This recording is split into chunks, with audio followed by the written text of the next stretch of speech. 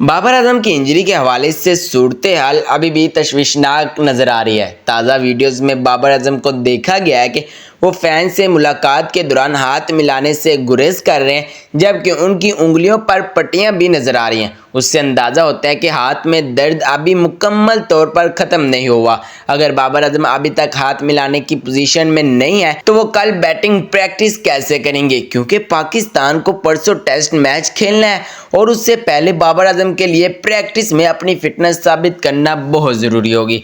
ये वही हाथ है जिस पर पहले भी गेंद लगी थी और अब दोबारा गेंद लगने के बाद इंजरी ने पाकिस्तानी फैंस की परेशानी बढ़ा दी है। बाबर अगर मुकम्मल फिट नहीं है तो इंजरी के साथ खेलना उनके लिए भी नुकसानदा हो सकता है और टीम के लिए भी। लेकिन दूसरी तरफ हकीकत यह है कि बाबर आजम पाकिस्तान की बैटिंग लाइनअप का एक इंतहाई अहम हिस्सा है। उनकी गैर मौजूदगी में बैटिंग का दबाव शान मसूद, इमामुल हक और सऊद शकील जैसे खिलाड़ियों पर आ जाएगा। अभी पाकिस्तान टीम लीड्स पहुंच चुकी है और आज आराम का दिन है। कल प्रैक्टिस सेशन में सबकी नज़रें बाबर आजम पर होंगी।